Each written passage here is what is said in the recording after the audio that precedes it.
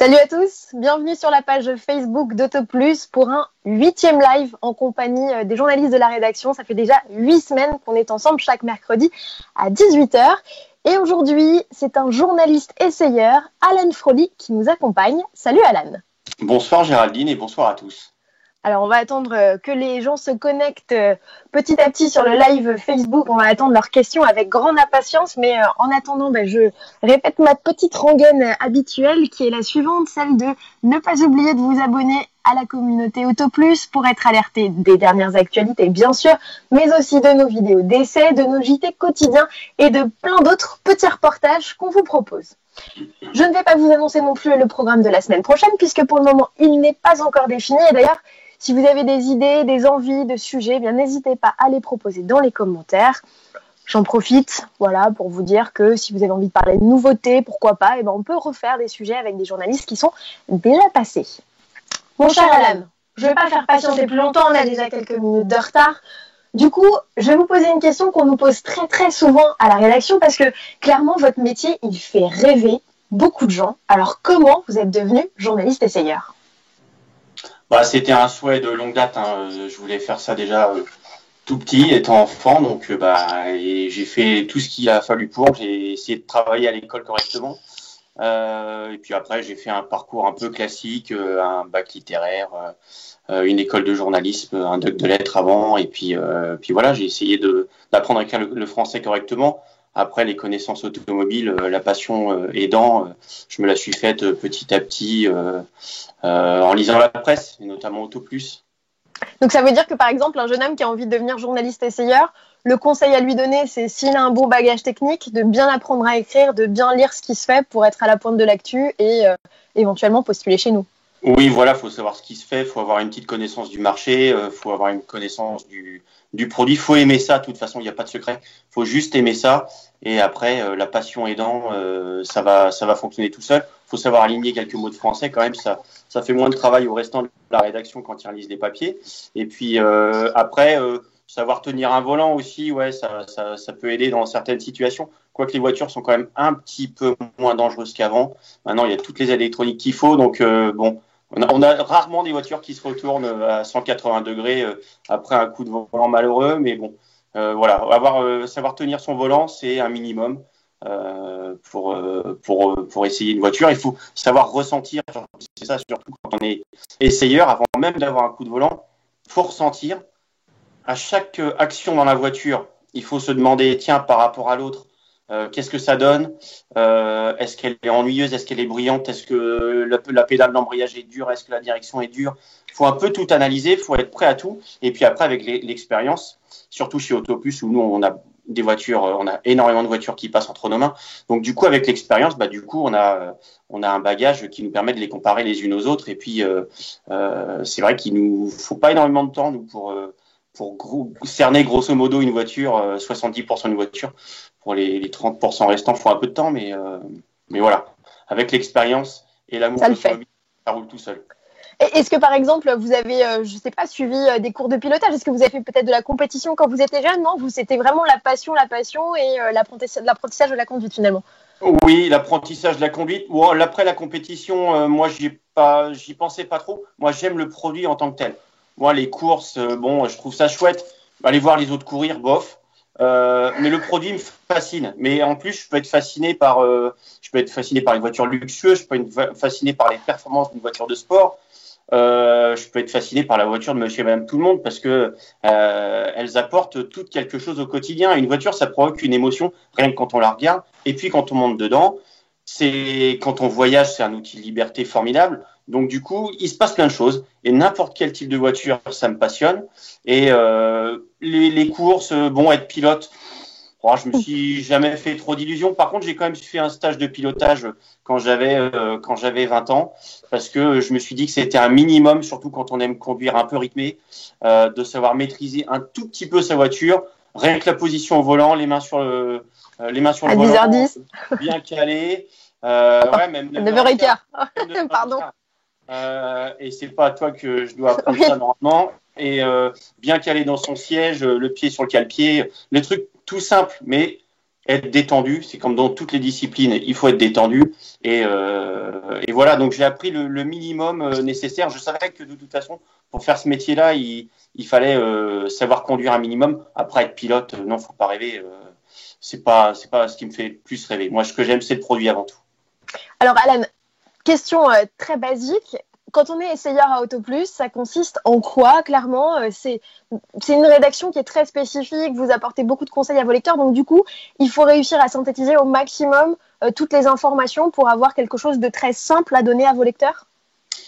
Il faut donner du simple tout en passant tout en revue. Chez AutoPlus, on conseille pas une voiture parce que on l'a prise un soir et puis on l'a trouvé le moteur vachement sympa et puis de toute façon elle est super belle à regarder et puis elle est un peu inconfortable mais de toute façon on l'aime tellement qu'on la conseille. Non, une voiture chez AutoPlus elle doit cocher toutes les cases. Nous, c'est l'achat sensé, c'est l'achat raisonnable. C'est la voiture dans l'idéal, elle doit être pas trop chère, bien équipée, confortable, spacieuse, fonctionnelle. Suffisamment performante, ou en tout cas par rapport à ses concurrentes, ne pas trop consommer. Voilà. Une voiture AutoPlus, elle doit, enfin en tout cas si elle veut gagner dans AutoPlus, si elle veut gagner les comparos, il faut qu'elle coche toutes les cases, il faut qu'elle soit bonne dans tous les domaines. C'est un peu les JO de la presse auto, passer chez AutoPlus et puis avoir une première place. C'est que la voiture elle a coché toutes les cases, point. Alors, on est d'accord qu'à AutoPlus, on ne se trouve pas des petites catégories comme ça. Vous avez vraiment des critères de notation qui sont toujours les mêmes pour les véhicules. Ça vous permet d'établir vraiment une hiérarchie. Et c'est pas un truc sorti du chapeau, comme vous le disiez tout à l'heure, avec tiens, elle m'a plu, elle est jolie ou elle marche bien, quoi. Et non, pas du tout, impossible. Nous, on a vraiment un protocole à suivre quand on fait des essais et notamment quand on fait des matchs, des comparatifs. On arrive à des notes, à donner une note sur 200 et chaque chapitre a une note sur 10 ou sur 20. Et puis on doit les noter. Alors, quand on a des prix, déjà, on évalue le rapport prix-équipement. Donc, on a des jolis tableaux Excel à remplir où on met toutes les concurrentes avec leurs tarifs, les remises potentielles en concession. On valorise les équipements qu'elles ont en série. Et le fichier Excel, il nous donne une note sur 20 pour son prix, pour ses équipements de sécurité, pour ses équipements d'agrément. Et donc, du coup, déjà, rien que là, il y a une petite hiérarchie qui se profile au niveau budget. On y ajoute la conso. On a des barèmes aussi. Avec la conso, on a des barèmes pour toutes les mesures donc qui sont réalisées à Montlhéry par les techniciens du labo. Donc, on a une quantité énorme de fichiers Excel. Vous verriez quand on fait des notes, c'est tout un truc. On y passe une demi-journée ou une journée pour faire des notes de match, parce que on rentre toutes nos données. On compare les performances relevées à Montlhéry, les consos relevés à Montlhéry, les codes d'habitabilité aussi, les volumes de coffre, et tout ça. Ça nous fait des notes, voilà. Et après, le jugement du journaliste sur ce qu'il a ressenti en confort, en sensation dans la direction, en châssis et comportement, c'est là globalement l'autre moitié de la note. Nous, le ressenti, c'est une moitié et toutes les valeurs, que ça soit le prix, les consos, les perfs, les équipements, tout ça, c'est du factuel calculé par nos super fichiers Excel qui ont des formules de dingue qui ont été programmées depuis... J'étais même pas là encore. Mais alors, grosso modo, à tous les détracteurs, maintenant d'AutoPlus, toutes les voitures, elles ont 5 étoiles ou presque. Est-ce que effectivement, il faut, la notation est à ajuster peut-être maintenant avec des nouveautés pour avoir un nivellement un peu plus marqué?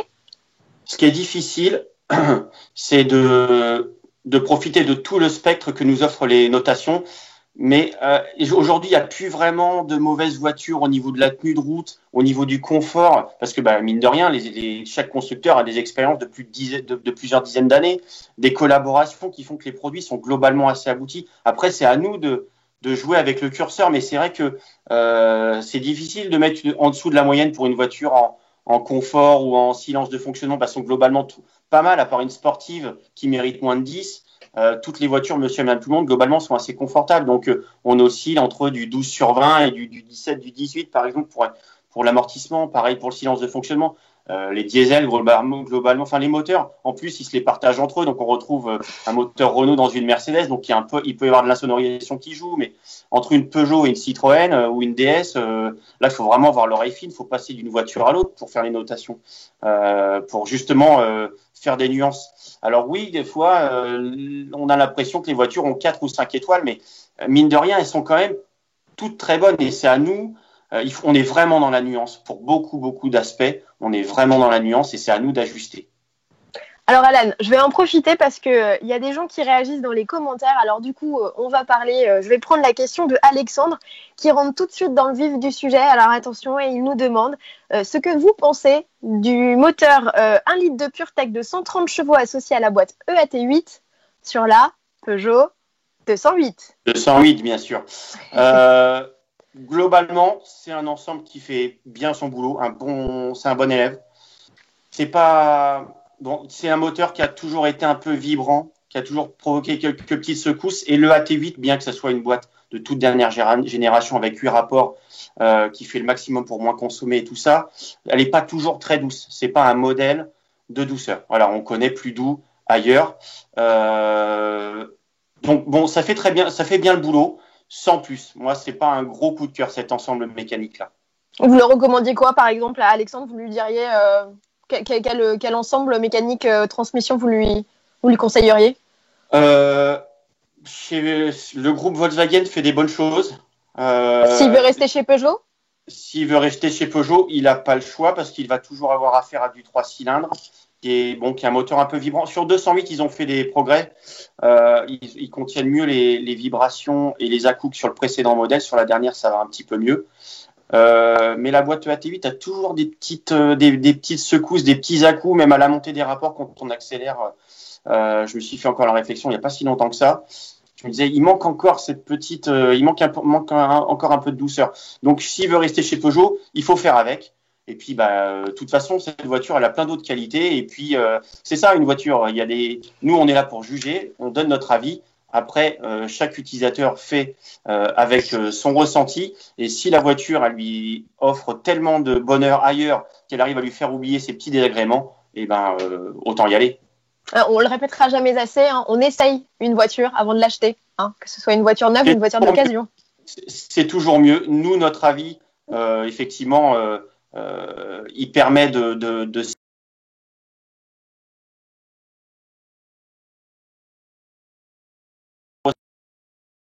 absolument y aller. C'est tout bête, mais moi, je fais 1m80. Il suffit de faire 1m70 ou 1m65 pour se mettre au volant d'une 208 et puis s'apercevoir qu'on voit pas le compteur parce que le passe devant. Et encore, moi, 1m80, je vois pas toujours le compteur, hein, 208. Mais voilà, une voiture, il faut effectivement l'essayer parce qu'on n'est pas tous pareils. Voilà. Il y en a qui sont sensibles du dos, il y en a qui sont pas plus très souples pour rentrer dedans. Et puis il y en a qui sont petits, grands. Enfin voilà, il faut forcément aller essayer la voiture pour voir si elle correspond bien, si elle nous correspond bien. Alors comme vous êtes sur votre lancée, je vais embrayer avec la question de Hyundai i40.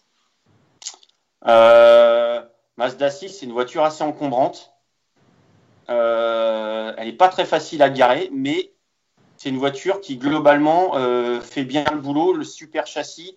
Dans mon souvenir, bon moteur et pas très gourmand et c'est très spacieux à l'intérieur. Et en qualité de matériaux, ça a vraiment progressé. Chez Mazda, c'est très bien. L'i40, je suis pas fan en qualité de matériaux de présentation. Ils ont essayé de faire un peu high-tech, mais ça tombe à plat, je trouve. Ouais, ok. Voilà, comme ça. Voilà, c'est dit, voilà. Alors, je vois qu'il y a Mathieu qui pose une question sur le 3008, mais on va quand même essayer d'enchaîner un petit peu pourtant, le 3008, on en a dit des choses dessus. Je croyais qu'on avait répondu à toutes les questions sur le 3008. Eh ben non, c'est une question, on l'abordera un petit peu plus tard. Vous avez parlé tout à l'heure de des bons coups de volant des essayeurs qui sont à la rédaction. Vous êtes l'un de ceux qui participaient à des sessions de ce qu'on appelle les tests de l'élan sur le circuit de Linares-Montlhéry.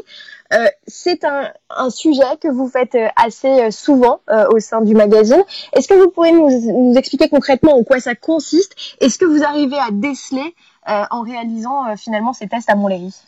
Le test de l'élan, il est quasiment indispensable pour cerner une voiture qui se comporte mal parce que dans la situation de tous les jours, quand on prend un virage, même quand on est nous sur le circuit routier de Montlhéry, qu'on essaie une voiture mais qu'on ne fait pas ce test de l'élan, on va pas tout voir parce que dans les virages, même si on fait un lever de pied, vous savez, ça déstabilise la voiture en transférant les masses. en faisant un transfert de masse, on déstabilise la voiture. Bon, là, on voit un petit peu ce qui se passe, la tendance naturelle du châssis, l'accroche et tout ça, mais on voit pas tout non plus. Tandis que le test de l'élan, comme on doit passer dans un couloir à une vitesse précise et on déstabilise vraiment la voiture très très fort, c'est là qu'on remarque vraiment les voitures qui sont limite en cas de situation d'urgence, quoi. Pour rappel, le test de l'élan, c'est une simulation de situation d'urgence, d'évitement d'urgence à 90 km/h. On fait comme si on était sur notre voie de droite, tranquille, à vitesse stabilisée. Arrive un obstacle. Un élan. Ah ben voilà, très bêtement. C'est suivant, non, je sais pas, il y a un rapport avec la suite. Oui, il y a un lien, il y a un lien. Arrive un animal sauvage quelconque, même un chat, on évite les chats quand même.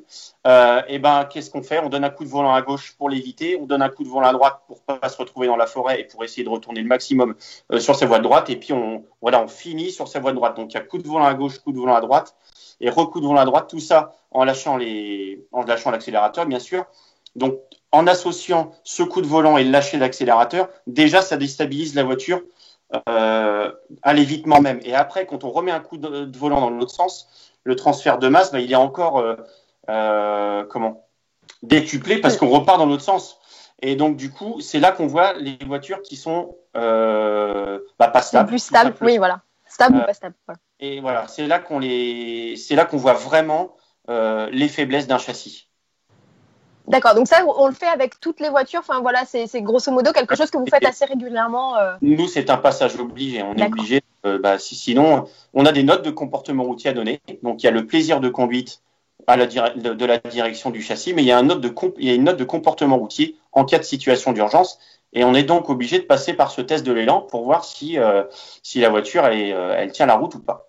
Mais clairement, Alan, est-ce qu'il y a encore des voitures dangereuses en circulation sur la route? Non, les voitures. Enfin, oui, il y a elles peuvent rester dans des situations assez dangereuses, mais c'est plus aussi inquiétant qu'avant. Avant, quand on n'avait pas de ESP, vous savez, le ESP, c'est le correcteur de trajectoire qui freine sur les bonnes routes tout seul pour vous éviter de faire des têtes à queue. Donc avant, quand on n'avait pas ce système-là et des châssis un peu vifs, notamment, je vais peut-être pas citer de nom, si allez, on cite des noms, notamment chez Peugeot, par exemple, on avait des trains arrière assez mobiles. Si on faisait un coup de volant comme ça d'urgence à 90 à l'heure pour éviter un obstacle et qu'on repartait dans l'autre sens, il fallait un bon coup de volant pour pas qu'elle fasse demi-tour la voiture. Et ça m'est déjà arrivé, même avec une Clio 2, tout bêtement. Pour quelle raison, je ne sais pas, mais en tout cas, naturellement, quand on n'avait pas ces aides électroniques, si on n'avait pas le coup de volant pour rattraper la voiture, on ne la rattrapait pas. Maintenant, on a les aides électroniques pour les rattraper, on a des pneus larges, mais d'un autre côté, on a des véhicules. Maintenant, la tendance va au SUV, donc on a des véhicules quand même un petit peu plus lourds, même si les constructeurs font des gros efforts pour réduire le poids. On a quand même des véhicules un peu plus lourds, un peu plus hauts sur pattes, avec des empattements un petit peu plus longs, donc elles sont stables. Il y a des ESP qui interviennent bien, mais pour le coup, des fois, on manque un peu de train avant pour faire un évitement. Donc, du coup, on tourne, puis la voiture a tendance à tirer tout droit vers l'objet qu'on veut éviter, ou alors elle reste sur la voie de gauche avec un 38 tonnes qui arrive en face, et c'est un peu compliqué de se remettre. Bah oui, c'est ce qui arrive, et c'est ce que j'ai constaté il n'y a pas si longtemps avec, justement, je vais peut-être pas remettre trop sur Peugeot, mais c'est vrai que les Peugeot, on arrivait à un moment où on avait et un ESP fiable, un arrière stable et un très bon train avant, notamment sur une 307 ou les premières 308, où là on avait le cocktail parfait en cas d'évitement. Et là après, maintenant on a des voitures, une 208 ou une nouveau 2008, ça manque un peu de train avant en situation d'urgence. La Golf, c'est pareil. Avant la Golf 7, moi j'ai fait passer quelques plots avec la Golf 7 parce qu'il y avait le train arrière qui gigotait pas mal. L'ESP suffisait pas à le canaliser. Et là, maintenant, avec la Golf 8, c'est plutôt l'inverse. Ils ont un peu verrouillé l'ESP, donc la voiture, l'arrière bouge plus, mais par contre, elle manque un peu de pouvoir directionnel. Donc, c'est des cocktails à trouver. De toute façon, la tenue de roue d'une voiture, c'est un vaste sujet. Il y a les pneus, il y a la répartition des masses, les réglages des amortisseurs, des barres anti-roulis. Enfin, c'est un travail d'ingénieur, c'est un cocktail à trouver. Et nous, on est là pour constater ce qui se passe. Voilà. Donc, il n'y a plus de voitures dangereuses, mais il y en a certaines qui, des fois, peuvent un peu décevoir parce qu'elles sont devenues un peu pataudes et c'est assez étonnant. Je me fais l'avocat du diable, mais une Dacia, on sait que les Dacia, là, en ce moment, elles sont un peu vieillissantes dans leur structure, etc. Est-ce que finalement, une Dacia, c'est encore. Enfin, est-ce que c'est sûr, tout simplement? Oui, une Dacia, c'est sûr. Une Dacia, c'est sûr. On a très peu de modèles sur vireur, donc on a tous, en général un arrière assez stable. Ça manque un peu de pouvoir directionnel. C'est pas très réactif au coup de volant. Mais globalement, c'est rare qu'on se retrouve dans les pâquerettes où on ait du mal à revenir sur sa voie. Et en plus, l'avantage, c'est que voilà, on a des directions assez progressives. Bon, c'est pas des voitures qu'on déstabilise beaucoup en évitement. Et puis, elles ont globalement le SP, donc c'est plutôt pas mal. Faut juste se méfier que les Dacia, elles n'ont pas les dernières technologies pour tout ce qui est assistance à la conduite. Un Duster, par exemple, il n'a pas de freinage automatique d'urgence, donc ça se comporte globalement bien. Mais après, il n'y a pas les petites assistances dernier cri là, qui sont vachement tendance en ce moment pour rattraper les petites erreurs d'inattention. Bon, alors moi, j'ai 1 milliard de questions, mais il y en a qui sont posées dans le fil de Facebook, puisque nous sommes en direct. Et alors, ce que je vous propose, Alan, c'est qu'on réponde à cette fameuse question de alors, j'ai mangé son prénom, mais je vais le retrouver tout de suite. Hop, hop, hop, hop, hop. Où est-il, où est-il? Le commentaire sur le 3008. Ah, le voilà. Eh bien, c'est celui de Mathieu encore, qui voulait connaître votre ressenti et votre avis surtout sur un 3008 versus un C4 Picasso avec un moteur de 165 chevaux et une boîte EAT6. Est-ce que vous avez de quoi le conseiller ou pas du tout? Ouais, bah alors pour le coup, ça dépend du 3008 si c'était l'ancien ou le nouveau. L'ancien, il avait déjà le 1,6 litre turbo 165 dans mon souvenir avec la boîte EAT6, c'était pas le AT8. Donc effectivement, il doit me parler de l'ancien 3008, je pense. Grosso modo, c'est monospace ou SUV. Est-ce que Ouais, voilà, SUV, le premier 3008, il avait encore des ingrédients de monospace. Il était un peu vendu comme un monospace, monospace tendance SUV au tout début. Bah c'est simple, comme souvent, Citroën c'est le confort, Peugeot c'est du plaisir de conduite. Donc 3008 pas hyper bien amorti, contrairement au dernier qui a plutôt progressé, qui offre un bon compromis. Et le Picasso, voilà, c'est plus tranquille. C'est plus tranquille et c'est pas passionnant à conduire. Ça a tendance à remuer un petit peu, mais au moins c'est confortable. Alors, si on ne conseille pas forcément l'ancienne génération de 3008, est-ce que la nouvelle, finalement, c'est une référence? Ah bah oui, on l'a dit assez. La nouvelle, c'est une référence pour plein d'aspects. Nous, on l'aime bien le 3008 parce que il coche toutes les cases Auto Plus. C'est une voiture qui est maniable, très maniable en ville. Ça, on adore le prendre en circulation urbaine parce qu'il braque super bien. On l'a relevé aux mesures, d'ailleurs, il fait des scores. C'est un des meilleurs, c'est un de ceux qui braque le mieux. Il y a une bonne visibilité. Les motorisations sont bonnes. Le compromis confort-efficacité du châssis est judicieux. Et en plus, c'est un véhicule assez spacieux. À l'intérieur, c'est moderne, c'est bien présenté. Le seul reproche qu'on a à lui faire à chaque fois, et de toute façon, c'est la grosse tendance maintenant, c'est son manque d'ergonomie, quoi. Les écrans tactiles qui remplacent les boutons, nous, on peut plus. Ah oui, bah, on en parlera un petit peu plus tard de ces fameux boutons qui envahissent tout partout et que vous... Tous les boutons, Pardon. il manque les boutons. Oui, mais il y en a de moins en moins des boutons. C'est remplacé à force par des écrans. Et voilà, j'en perds mon latin, mais c'est à peu près ça. J'en profite parce qu'on était donc sur le chapitre des SUV. Je sais que vous avez eu un coup de cœur et je crois qu'il y a Eric justement qui en parle et qui nous dit à quand l'essai du Ford Puma diesel 120 chevaux. Mais de toute façon, le Puma est une voiture qui vous a plu, cher Alan. Bah, justement, le Puma, ça fait partie des bonnes surprises parce que le Puma, le châssis est excellent. C'est typiquement Ford, ça pour le coup, parce que Ford, ça nous a jamais. Enfin, c'est très rare d'avoir été déçu par une Ford en châssis. C'est aussi bien que Peugeot, voire même mieux. Et en mécanique, maintenant, ils font des super trucs. On a eu un modèle 155 chevaux avec une hybridation légère qui nous a fait 6 litres 5 au 100 et qui marche d'enfer, 155 chevaux, parce que c'est un moteur 3 cylindres turbo. Il est vraiment super, ce petit moteur. Mais avec moins de puissance, finalement, ça pourrait être 125 chevaux, le 125 chevaux, il marche bien, il fait bien le boulot, mais il consomme pas moins parce qu'il n'a pas de micro-hybridation. Et donc tant qu'à faire. Et je crois que dans mon souvenir, le 155 chevaux est pas beaucoup plus cher. On ne demande pas un gros effort financier. Donc tant qu'à faire, autant prendre le 155. Et en plus, voilà, en compromis confort, efficacité, il est génial. Et alors pour le coup, lui, en test d'évitement, il nous a bluffé parce que la baïonnette, le test de l'élan, même à 100 à l'heure, lui, c'était les doigts dans le nez. Il y avait juste ce qu'il fallait de survirage pour justement bien accompagner l'évitement. Il avait quasiment pas besoin de ces aides électroniques. Il y a plein de véhicules qui ont besoin des aides électroniques pour réussir à tourner. Ça, c'est la grande tendance. C'est ce qu'on voit comme maintenant, il y a des ESP absolument partout.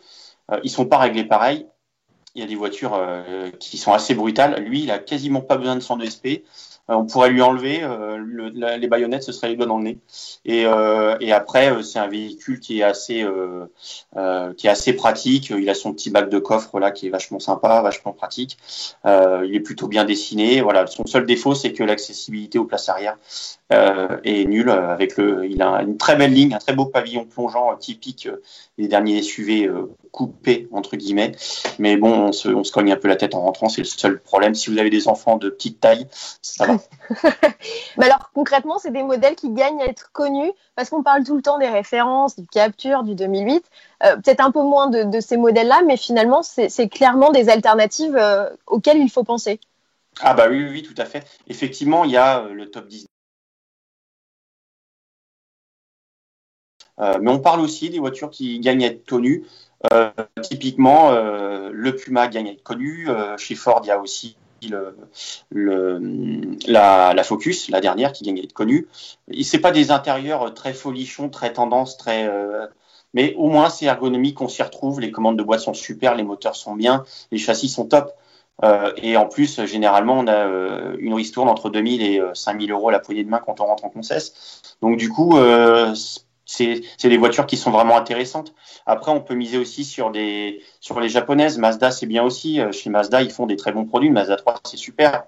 Tant que vous parlez de japonaise, cher Alan, j'en profite pour vous couper, mais il y a Larbi qui nous demande si un Honda CR-V 160 chevaux en diesel avec une boîte auto à 9 rapports, c'est sympa. Oui, dans mon souvenir, c'était pas mal. Je crois que c'était pas ce qu'il y avait de plus discret, mais le moteur est volontaire, il marche bien et la boîte est douce dans l'ensemble. Et puis en plus, c'est un véhicule qui est spacieux. Moi, c'est un véhicule qu'on a toujours recommandé. Après, le problème des marques japonaises, c'est que le réseau, il est forcément moins étendu qu'ailleurs. Donc, faut pas hésiter à faire quelques kilomètres pour faire sa révision, quoi. Mais sinon, en général, c'est rare d'être déçu par une Mazda, une Honda. Il y a aussi des bons plans chez les Coréens. Kia, ça reste une très bonne marque. Déjà, c'est des véhicules qui sont garantis 7 ans, donc ça fait de la tranquillité. Les moteurs marchent bien et ils ont une excellente boîte auto chez Kia. Une boîte auto 7 rapports qui n'a rien à envier une DSG de chez Volkswagen. Et c'est valable chez Hyundai parce qu'ils partagent les mêmes mécaniques. Et puis en plus, ils sont à la pointe en techno parce que si vous cherchez un modèle hybride ou hybride rechargeable ou même électrique, ils sont à la pointe. Les électriques font 400 km d'une seule traite. Et on est loin de ça en France, sauf peut-être pour la Zoé. Et en hybride rechargeable, bonne capacité à rouler en tout électrique. Et des moteurs thermiques qui sont pas très gourmands. Alan, il y a Maxime qui nous dit pourquoi Autoplus ne passe pas plus souvent dans ses comparatifs de véhicules compacts des Honda Civic, par exemple. On en a passé des Honda Civic, mais c'est vrai que on est un peu obligé de faire en fonction du palmarès des ventes. Si vous voulez, s'il y a 5 voitures à mettre dans un comparatif, on est un peu obligé quand même, pour répondre au plus grand nombre de lecteurs, de passer les voitures les plus répandues. Bon, on a passé des Civic et c'est sûr qu'il faut pas louper les numéros où elles passent, mais quand elles passent, généralement, elles font des bons scores parce que c'est une excellente voiture, ça tient bien la route, ça consomme rien, les moteurs sont super agréables, les châssis sont top, les boîtes de vitesse manuelles en tout cas sont très bien. Après, les boîtes automatiques avec variateur, c'est doux, mais c'est pas passionnant. On en a parlé, mais effectivement, faut pas louper les numéros. Pour ça, faut s'abonner. Alors, si le chef nous regarde, voilà, il y a des gens qui se demandent pourquoi il n'y a pas toutes les voitures du marché dans les comparos, mais Alan l'a très bien expliqué. On est obligé de faire une sélection, malheureusement. On aimerait bien faire des comparos de 12 voitures à chaque fois. Dès qu'il y a une nouveauté qui sort, on remet les 12 rivales, mais ou les 27 rivales, parce qu'il y a des catégories où ça déborde. Mais et non, hélas, on peut pas. Voilà, on peut pas. Il y a la place est comptée dans le journal, et plus on met de voitures, et moins on en dit sur chacune. Bon, alors je vais retourner un petit peu sur le sujet des SUV sur lequel on était tout à l'heure. Je vais vous poser la question qu'à un moment donné tout le monde se pose, c'est est-ce qu'on n'en a pas marre des SUV finalement? Est-ce qu'un SUV c'est dynamique? Est-ce que c'est sympa à conduire? Est-ce que c'est pas tôt? Enfin, je pense qu'aujourd'hui maintenant il y a plus aucun constructeur qui propose des veaux finalement à conduire, quoi. Non, mais c'est sûr qu'avec les SUV, ils n'ont pas la tâche facile parce que effectivement, c'est des véhicules qui sont quand même un peu plus lourds et un peu plus haut sur pattes que les autres. Alors pour le coup, c'est pas évident. Par exemple, en termes de suspension et de confort, c'est pas évident d'avoir un bon niveau de confort avec un véhicule qui est haut sur pattes parce qu'on a tendance forcément à verrouiller un peu la suspension pour limiter les mouvements de caisse. Alors pour le coup, on a une voiture inconfortable. Alors là, pour le coup, il y a des vrais cocktails à trouver pour les SUV. C'est pas évident. Et est-ce qu'on en a marre des SUV? J'ai envie de vous dire. Nos lecteurs en achètent, c'est qu'il n'y en a pas marre. C'est des véhicules qui sont plaisants, quoi qu'il arrive. On a une conduite qui s'est américanisée, entre guillemets. Aujourd'hui, on roule plus taquet godasse comme c'était le cas il y a 20-30 ans. Donc, être assis à ras du sol pour aller au boulot, quel intérêt? Ce qu'on veut aujourd'hui, c'est un véhicule où il est facile d'accéder, où on rentre facile sans baisser la tête. On veut un haillon pour charger le coffre facilement, on veut voir la route loin, et puis on veut une gueule un peu valorisante. Donc effectivement, il y aura toujours des amateurs de break, et alors grand bien leur face, parce que c'est vrai que quand on prend un bon break, notamment chez les premium ou les japonaises, c'est beaucoup de plaisir au volant, mais un SUV, ça apporte d'autres choses. Et effectivement, il y en a marre des SUV, mais parce que de toute façon, on ne peut appeler ça on ne peut que appeler ça SUV parce que toutes les voitures s'appellent SUV désormais. Avant, il y avait une compacte familiale routière. Maintenant, comme elles s'appellent toutes SUV, on a l'impression qu'on ne bouffe que de ça. Donc, effectivement, on a des véhicules surélevés qui s'appellent tous SUV, mais on a des SUV citadins, compacts, plus grands, des modèles 7 places, on a des modèles coupés. Donc, l'offre, elle est quand même assez large désormais. Alors, bon, c'est vrai que pour les amateurs de conduite, oui, ça peut paraître frustrant, mais aujourd'hui, on roule à la cool, avec des boîtes auto tranquilles et on veut voir loin et on veut pas que le beau-père ou la belle-mère se cogne la tête en rentrant et on veut plus se casser le dos à s'asseoir dans une voiture à 1 centimètre du sol. Donc, le SUV, c'est le passage obligé. Et comme le disait Nico la dernière fois, c'est quand même plus sexy qu'un monospace. Faut quand même pas oublier qu'on sort des monospaces. C'est quand même pas mal, non? Nicolas Bernard, le rédacteur en chef qu'on a eu il y a quelques semaines, effectivement. Eh bien, tiens, vous parlez des monospaces. J'avais une question sur les boîtes auto, mais on y reviendra après.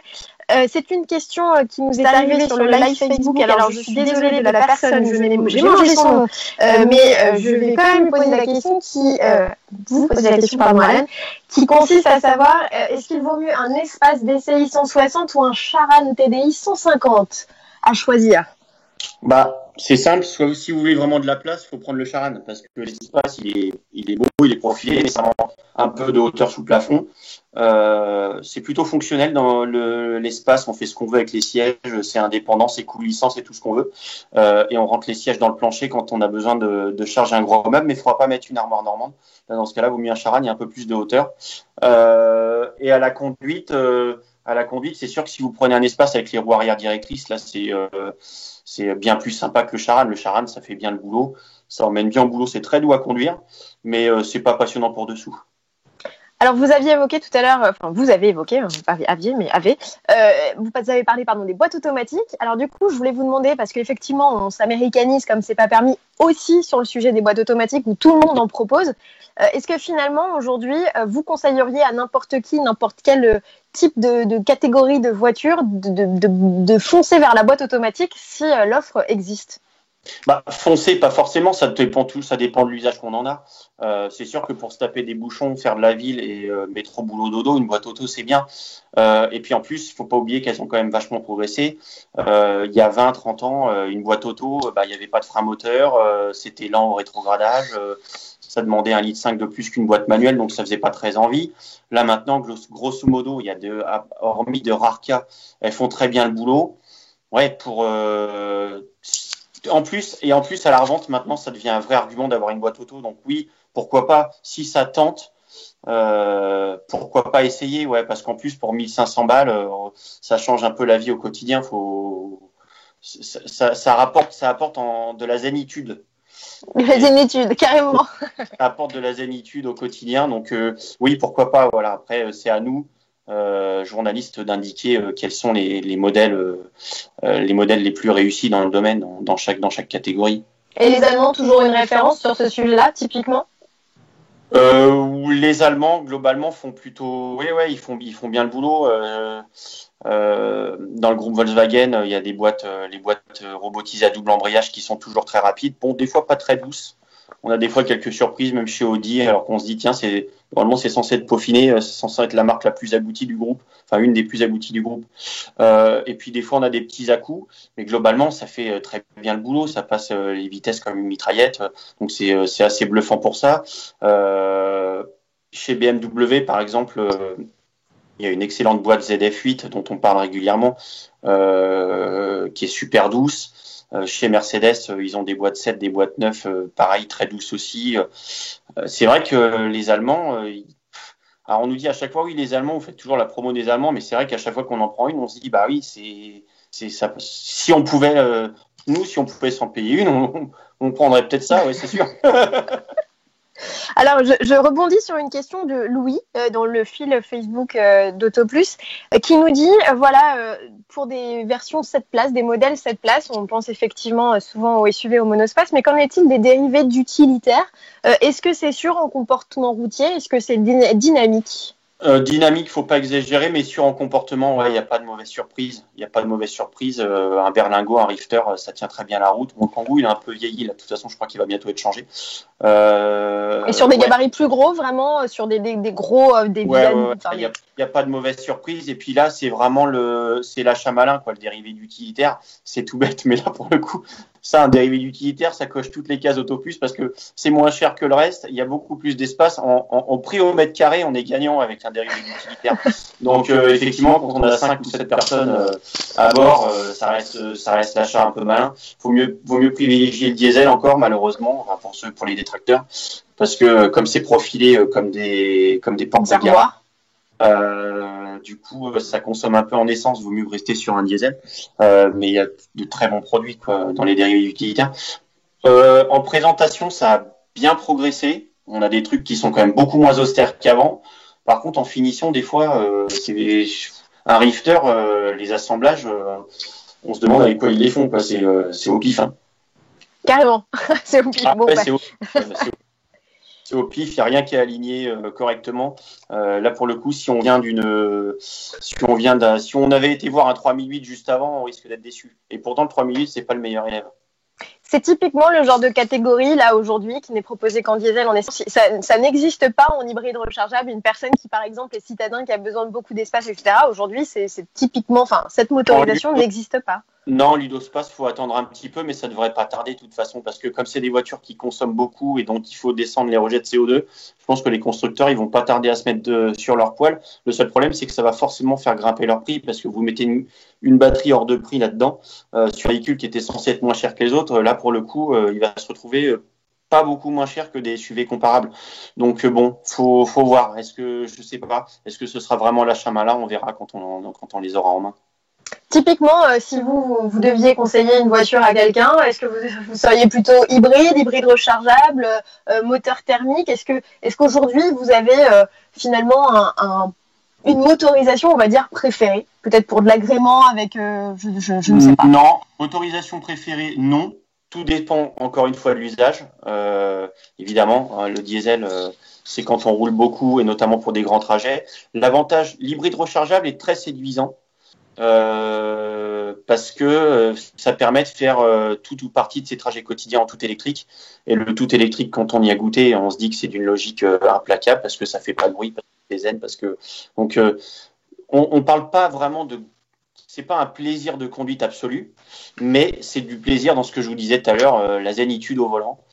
Au quotidien, on roule en silence, on a l'impression de sauver la planète. Je sais pas vraiment si c'est le cas, je suis pas à la bonne place pour le dire, mais c'est assez séduisant à l'usage, l'hybride rechargeable. Et puis quand on part en vacances, on démarre en général un moteur essence. Il y a Mercedes qui fait de l'hybride rechargeable diesel à l'heure actuelle.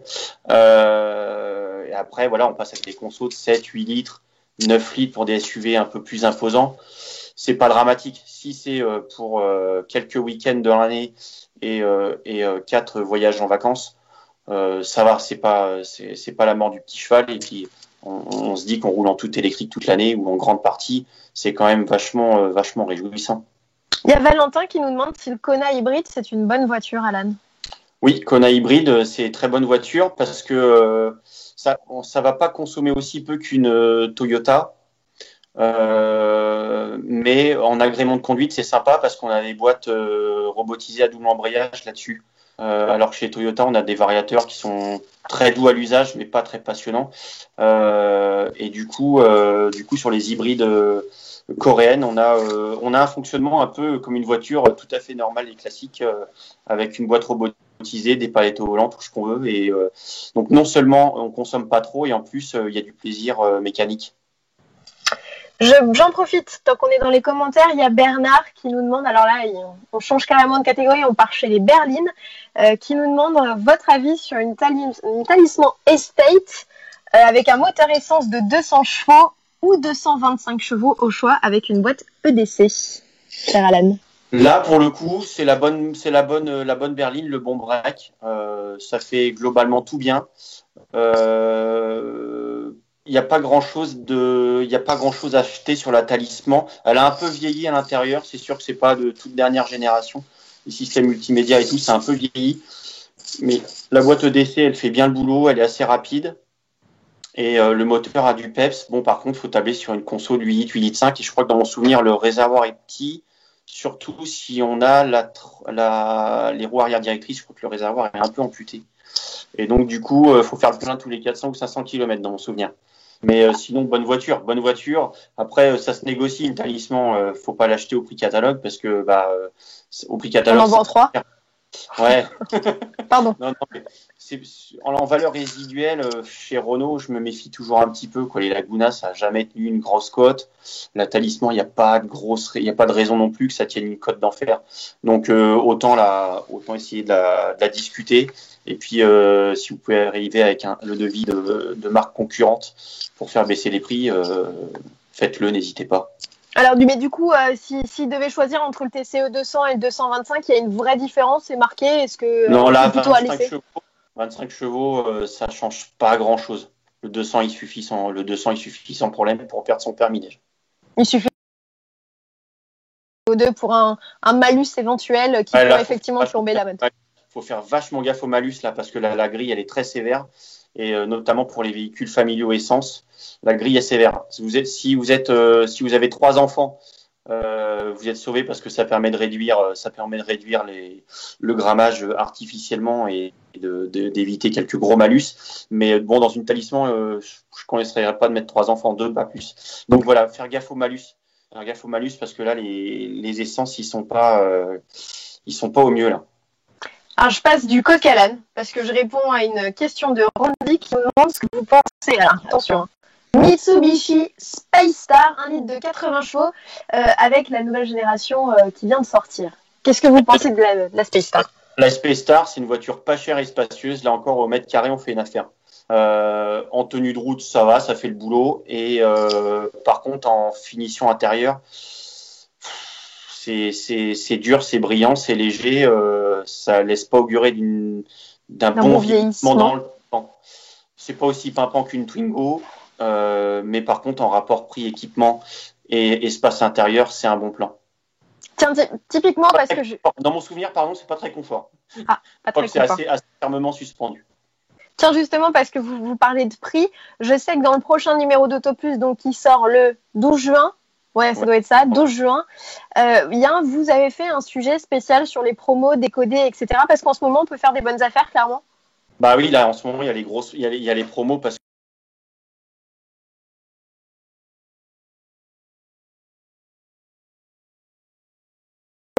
ils ont besoin de relancer un peu leur économie. Et en plus, avec les annonces de Macron et les nouveaux bonus. Ils se sont engouffrés dans la brèche, donc du coup, quand on cumule une bonne remise sur un modèle en stock et un bonus éventuel, surtout quand on a un véhicule un peu ancien à faire reprendre, on peut faire des bonnes affaires. Et des bonnes affaires en ce moment, c'est vrai que bon, pour beaucoup de gens, c'est peut-être pas le moment d'acheter une voiture parce qu'on sort d'une période difficile, mais pourtant, c'est pas idiot d'y songer. Peut-être avec une formule de location, c'est peut-être plus intéressant, c'est ce que vous avez étudié aussi? Alors, les formules de location, c'est intéressant parce que les mensualités sont basses, mais il ne faut pas oublier que le véhicule nous appartient jamais et qu'on est obligé de le rendre.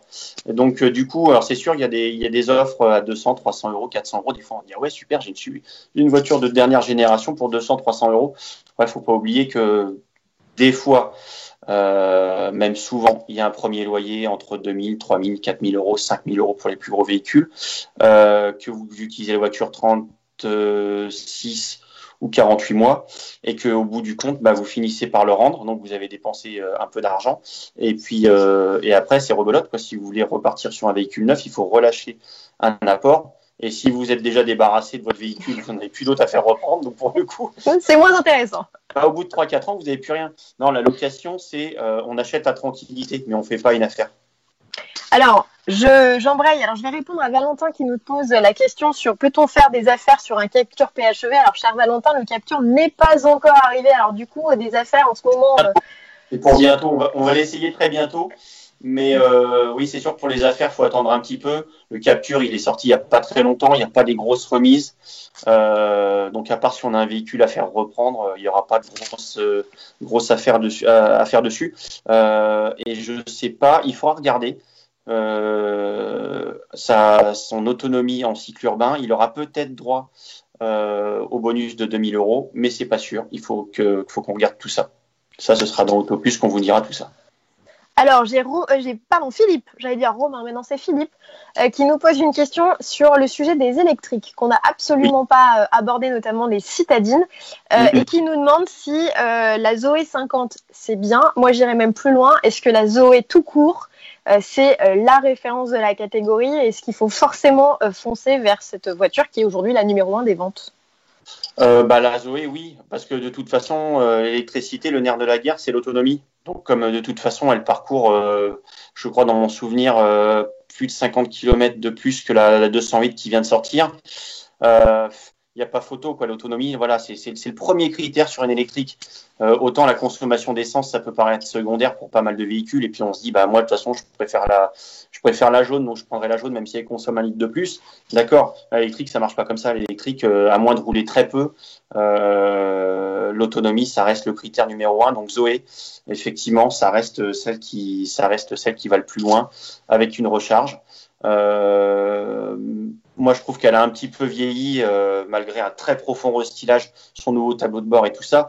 Elle est moins sexy que la nouvelle 208, mais elle va plus loin. Donc, pour le coup, quand on a envie d'un véhicule électrique et qu'on ne veut pas avoir peur de la panne sèche, entre guillemets, on va sur Zoé. Et en plus, ils ont des offres très intéressantes en location chez Renault. Donc, c'est très tentant de foncer chez eux pour choper une Zoé. Qui nous demande si vous avez déjà testé la nouvelle Audi A3. Alors, je sais qu'on a essayé des mulets de S3, mais l'Audi A3, peut-être pas encore. Ici, la 3, on l'a eu. Je crois qu'elle a même fait un comparo. Pardon. Oui. Je lis pas assez. J'ai fait 4 pages dessus il n'y a pas si longtemps que ça et elle a fait un comparo. La 3, globalement, elle fait bien. C'est typique d'une bonne premium allemande. Ça fait envie quand on la regarde. C'est une voiture qui dégage une forte personnalité. Elle est chouette à regarder. C'est valorisant. Et en plus, à la conduite, on n'est pas déçu parce que très bon moteur en diesel. Je crois qu'elle a fait des scores en conso. On a réussi à faire moins de 5 litres sur autoroute. C'est un de nos records dans notre base de données. En essence, pareil, très bon moteur. Par contre, l'intérieur, on ne pourra plus leur reprocher de manquer d'audace parce que là, c'est très original, très futuriste. Après, en qualité de finition, là, je suis un peu déçu par rapport à ce qu'ils faisaient avant. Avant, quand on rentrait dans une Audi, on disait waouh, c'est vraiment un gros niveau au-dessus des autres. Là, maintenant, on trouve des petits détails. On se dit pourquoi ils ont mis ça là, ce matériau-là. Puis tiens, cet assemblage-là, il n'est pas terrible. Puis le fond de coffre, il est pas protégé, c'est brut, c'est pas beau. à contrario, une Mercedes Classe A, pour le coup, elle a monté d'un cran. J'ai l'impression qu'une Mercedes aujourd'hui, c'est mieux fini qu'une A3 qui avant était la référence. Donc bon, il y a peut-être une petite faiblesse à ce niveau-là, mais pour le coup, en termes de moteur, elle nous a encore fait des scores cette voiture. C'est à la fois performant, ultra sobre. Il y a du très bon sur la 3, il y a du très bon. Alors, on en a parlé un petit peu tout à l'heure, on parlait des aides à la conduite, techno, et comme on parle des voitures allemandes, je sais que la Golf 8, typiquement, c'est une voiture que vous avez jugée finalement un peu décevante par rapport à son comportement, par rapport à ses équipements, où finalement il y a trop d'écrans à l'intérieur. Est-ce que finalement on est, Alan, sur une déception, la Golf 8 pourrait être détrônée? Bah, après, ça reste une voiture au rapport encombrement-habitabilité très favorable dans la KT. En moteur, c'est comme la 3, c'est des 2 litres TDI ultra sobres ou des TSI micro-hybrides ou pas qui sont également performants et ultra sobres. Donc elle a déjà ça pour elle. C'est en plus confortable. Mais alors par contre, effectivement, ils ont un peu bouleversé toute l'ergonomie. Le problème, c'est que chez Volkswagen, ça fait des années qu'on dit ouais, la Golf, ça fait des années, elle ne change pas, c'est de l'évolution, mais ils savent pas faire autre chose et tout ça. Là, ils ont voulu faire autre chose et pour le coup, ils se sont engouffrés dans la brèche. Ils se sont dit ok, vous voulez du nouveau, vous allez avoir du nouveau. Et donc du coup, ils ont un peu révolutionné tout ce qu'il y a dedans. Donc tout ce qu'ils faisaient, qu'on était vachement content quand on rentre dedans parce qu'on trouve tout de suite ces marques et puis tout est simple et même si on n'en a jamais conduit une, on s'y retrouve tout de suite parce que les phares, la clim, tout ça, les écrans, les menus des écrans, globalement c'était assez simple.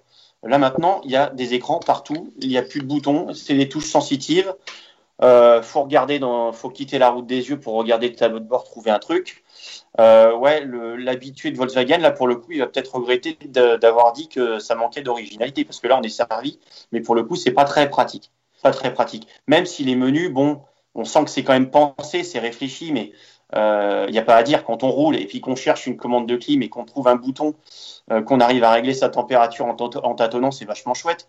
Et là, quand il faut aller regarder dans l'écran ou sur des touches sensitives qu'on n'arrive pas à trouver tout de suite, qu'on quitte la route des yeux, moi je trouve ça juste insupportable et je déteste et ça me fait quand je suis sur une autoroute, quand on est à 130 sur l'autoroute, on n'a vraiment aucune envie, c'est de regarder ailleurs qu'en face. Donc, et c'est valable aussi en ville. Mais voilà, si on est dans une voiture et qu'on n'ose toucher à rien parce qu'on a peur de tout dérégler et de se retrouver en galère, entre guillemets, c'est plus une Golf. Alors finalement, Alan, est-ce que c'est finalement pas le problème qu'on a sur tous les véhicules en ce moment qui gagnent des écrans de partout J'ai envie de dire que Volkswagen était un peu obligé de faire ça parce que on a l'impression que le progrès c'est ça maintenant, c'est les écrans. Donc elle était un peu obligée d'y passer, mais elle y est allée un peu fort. Mais c'est vrai que de toute façon c'est la tendance. On avait vu venir ça avec le C4 Picasso 2 déjà, qui avait déjà dégagé la commande de clim. Tout bêtement, donc pour régler ces flux d'air, il faut passer dans l'écran tactile. Enfin, ça, c'est de la folie furieuse. 308 a fait pareil dans la foulée. Renault aujourd'hui, pareil. Comment? Renault aussi permet de tout contrôler. On doit avoir des commandes de clim, mais je crois qu'on peut pas tout faire avec. C'est pareil, il faut aller dans l'écran, il faut quand même naviguer dans les menus. C'est quand même. Moi, je suis pas fan des ergonomies avec les écrans. On est forcément obligé de regarder sur un endroit précis. C'est pas toujours réactif. Tandis qu'un bouton, on appuie, ça s'enfonce et ça marche. C'est mécanique. Là, il faut que l'écran il marche bien, il faut que le menu il soit bien pensé. Non, les écrans, c'est la grosse tendance actuelle, mais pour nous, c'est vraiment pas, c'est pas l'idée du siècle. Mais c'est ça ou alors on restait sur du très classique. Et les gens, le très classique, ils en veulent pas. Et les constructeurs surtout pas parce qu'ils n'ont qu'une envie, c'est qu'on rachète des nouveaux trucs. Et votre avis, par exemple, sur toutes les aides à la conduite qui aujourd'hui fleurissent dans nos voitures, est-ce qu'il n'y en a pas trop? Est-ce qu'on n'est pas trop assisté? Est-ce que ça va pas devenir, excusez-moi du terme, mais chiant à l'avenir de conduire une voiture?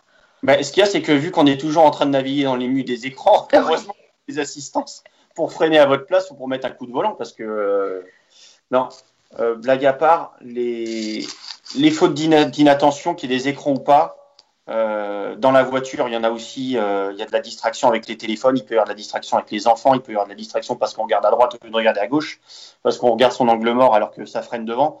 Donc, de toute façon, pour moi, il en faut, c'est bien qu'on nous propose ça. On va pas râler parce que la voiture elle est capable de freiner toute seule.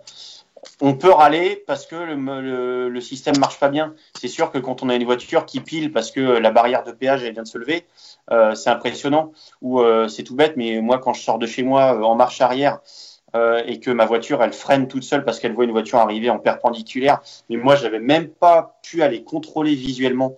Donc elle décide de freiner alors que même moi j'avais toute mon attention, je voulais juste contrôler moi-même. Et que la voiture, elle me fait ça c'est vrai que ça me fout hors de moi. Mais mine de rien, j'ose espérer que ça sauve des vies. Mais tout n'est pas toujours au point, il faut laisser le temps. C'est un travail, on peut pas dire, bah tiens, il faudrait que ça marche tout parfaitement d'un coup. Non, on tâtonne forcément, il y a des expérimentations qui sont faites, mais il y a des trucs qui marchent très bien. Vous prenez une Clio, on a fait des tests à Montlhéry, une Clio, le freinage d'urgence, il est juste parfait, quoi. La voiture, elle détecte tout et elle s'arrête à chaque fois au millimètre près, au même endroit. On a reproduit plusieurs fois le test. La Clio, elle loupe rien. Mais voilà, c'est l'évolution de l'automobile. Je pense qu'on est obligé de passer par des aides à la conduite. La conduite autonome 100%, on n'y est pas encore, mais des assistances, ouais, pour pallier des fautes d'inattention, quand elles sont actives, qu'elles agissent sur les freins ou la direction, on peut pas dire non, quoi. Ce serait dommage. Alors, on a un petit décalage, mais il y a Eric qui nous dit est-ce que finalement le contrôle vocal ou même gestuel, c'est pas la solution pour pallier à tous ces programmes, ces moments dans les écrans. Bonne remarque, la commande vocale, justement, ça permet de piloter pas mal de choses. Sur la classe A, par exemple, chez Mercedes, on peut demander de baisser la température. Sur la Golf aussi, je crois, dans mon souvenir. On peut demander de faire pas mal de trucs. Donc, ça peut dépanner. Mais est-ce que tout le monde est vraiment prêt à parler à sa voiture? Moi, franchement, j'ai mis du temps, quoi. J'ai mis du temps avant de parler à ma voiture. J'en rêvais quand j'étais petit. Qu'à 2000. Bah oui, c'est la voiture du futur. Mais une fois qu'on est dedans, la voiture qui conduit toute seule et à laquelle on peut parler, finalement, elle est plutôt intimidante. Donc, on a un peu de mal à s'y mettre. Mais c'est vrai que c'est tout bête. Mais quand on appuie, et il y a des systèmes qui marchent bien, qu'on appuie sur le bouton en disant, tiens, je veux aller à tel hôtel sans donner l'adresse, ou alors je veux aller à telle adresse et que ça marche bien, c'est agréable et on a moins besoin pour le coup de naviguer dans des menus. Après, tous les modèles ne se valent pas. On a fait déjà des comparos de commandes vocales. Ça peut paraître complètement superflu pour certains et pourtant, je pense que ça intéresse quand même quelques personnes. Et il y a des choses à dire, il y a des systèmes de commandes vocales qui marchent très bien, effectivement, qui permettent de s'en sortir un peu dans tous ces écrans qui nous envahissent. Bon, et finalement, est-ce que l'avenir n'est pas aux sportives? Ah non, plus du tout. Je crois que malheureusement, les sportives, c'est triste à dire, mais là, on arrive à une période, à une époque où là, les sportifs, c'est ringard. Excusez-moi, je fais tout tomber chez moi. Les sportifs, c'est ringard. C'est surtout c'est plus politiquement correct. Ça pollue. C'est bien malheureux parce que ça donne beaucoup de plaisir au volant, une sportive. Mais comme on est taxé comme pas possible au niveau du CO2, maintenant, c'est tout bête, hein, mais une Mégane RS qui peut être une descendante de ces petites GTI qui nous ont fait rêver quand on était gamin et qui étaient des voitures assez accessibles. Avant, on avait des voitures pour 20-30 000 euros. Une Impreza GT, ça coûtait 130 000 francs, c'est équivalent de 20 000 euros. On avait une super voiture accessible, pas chère, et puis personne nous embêtait avec la conso, à part le banquier. Là, aujourd'hui, on culpabilise et puis on va voir pour une Mégane RS. Une Mégane RS, c'est déjà 40 000 euros. Et puis, il y a des malus entre 5 et 7 000. Alors là, déjà, du coup, le soufflet retombe. Donc, on avait des super compacts GTI. C'était vraiment... on est arrivé dans des périodes où on a eu des véhicules fantastiques. Une 308 GTI, c'était très bien. Une Mégane RS, c'est génial. Une Focus ST, c'est super. Mais aujourd'hui, qui va aller s'offrir ça? Déjà, les prix ont explosé. On est dans des véhicules à 35-40 000 et maintenant, il faut en plus composer avec des malus à 5, 10, 15. Donc, qui va aller s'offrir ça? Je ne sais pas. L'acheteur de Porsche qui a 100 ou 150 000 euros, qu'on lui mette un malus à 20 000, bon, il peut peut-être assumer. Mais le petit amateur de GTI qui travaille beaucoup pour acheter sa petite Golf GTI et après on vient le plomber avec un malus. La Golf, ça va encore, elle s'en sort pas trop mal. Au niveau du malus parce qu'elle émet pas trop de CO2. Mais voilà, Donc aujourd'hui, l'offre, elle est restreinte. Et d'ailleurs, il y a beaucoup de marques qui ont abandonné. Il n'y a plus de petites citadines, il y a plus de 208 GTI pour l'instant, il n'y a plus de Clio RS, il faudra qu'elle passe peut-être par l'hybridation pour revenir. Là, en citadine, il y a une Fiesta ST qui est une Oui, maintenant, c'est des finitions finalement qui permettent d'accéder. ST, non, c'est encore une version à part entière. Suzuki Swift Sport, c'est encore un véhicule sportif à part entière, mais ça reste pas très puissant. Quoique 200 chevaux dans une Fiesta, il y a de quoi s'amuser. Mais ça fait partie des rares voitures encore politiquement correctes. Après, il n'y a plus d'offres. C'est sur les citadines, les petites GTI, il y a plus d'offres. Donc il faut aller chercher une Clio, un i3 TCE 130 avec une boîte d'essai, une finition un peu sport, pour avoir un truc un peu sympa sans un gros malus. Mais la sportive telle qu'on l'a connue dans les années 80, 90, début 2000, la petite 106 16, la Saxo VTS, tout ça, malheureusement, a pu. Mais tiens, justement, vous roulez en quoi, vous, Alan? J'ai un joker ou pas? Non, en fait, je roule en SUV, essence boîte auto, donc je suis à la pointe. Je crois qu'en ce moment, je suis hyper tendance. Sauf que c'est un modèle qui a 20 ans, donc vous le connaissez, il est à côté de votre voiture. Il vous empêche un peu d'ouvrir la porte. Donc voilà, un vieux SUV qui a 20 ans et puis un petit roadster allemand avec une boîte manuelle et un 6 cylindres qui chante. Ça fait partie des sportifs qui étaient sympas à l'époque et qu'on regrettera malheureusement parce que ces voitures-là, c'était une autre époque. Bon, alors, je ne sais pas si vous avez vu le temps passer, cher Alan, mais ça fait 1 heure qu'on est ensemble. Voilà.